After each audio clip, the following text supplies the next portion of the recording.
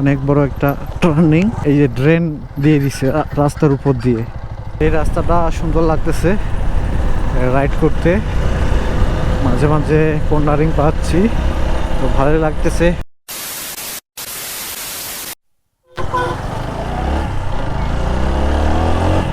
তো গাইস, এই মুহূর্তে আমি একটা গ্রামীণ রাস্তায় ঢুকে পড়লাম, চুনিয়াপাড়া হয়ে দক্ষিণ পাশে।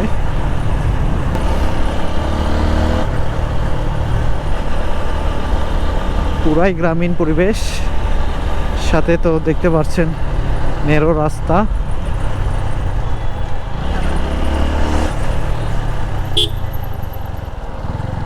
তো মোটামুটি ভালোই চাপ আছে অটোর। এই ধরনের গ্রামীণ রাস্তায় রাইড করতে হলে একটু সাবধানতা অবলম্বন করতে হবে।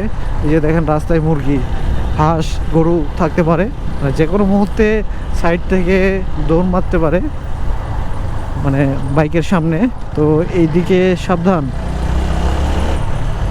কি কর্নারিং!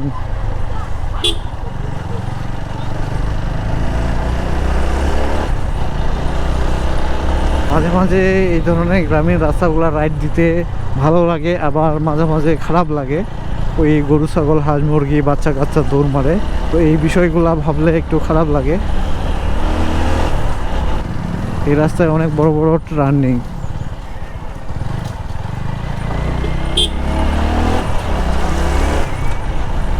এই যে অনেক বড় একটা টার্নিং, ভয় পেয়ে গেছিলাম, বাইকটা হর্ন দেয়নি, আমি সতর্ক ছিলাম না।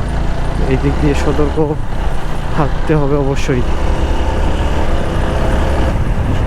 সামনে মিস্ত্রিপাড়া বাজার,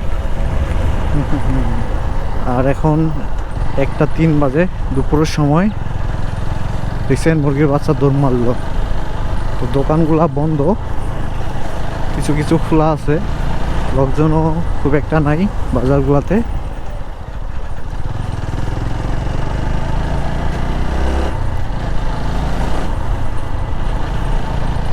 এইখানে একটা খারাপ লাগার বিষয় আছে, আর একটু সামনে যেতে হবে, সামনে যেয়ে আপনাদেরকে দেখাচ্ছি।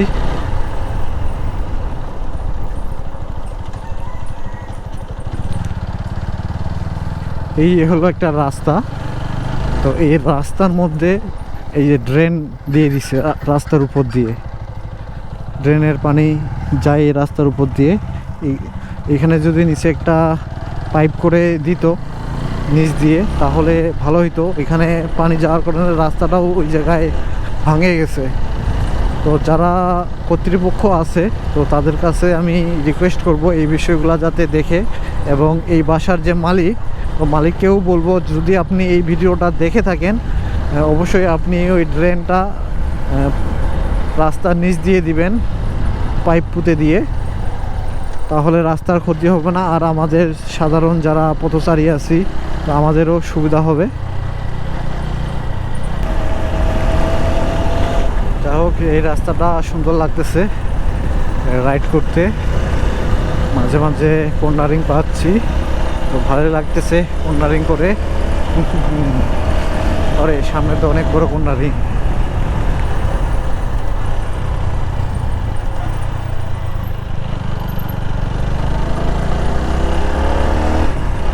অনেক বড় কর্নারিং পার করে আসলাম, একটা কর্নারিং। ইয়েস, শুধু পড়লেই না হয়।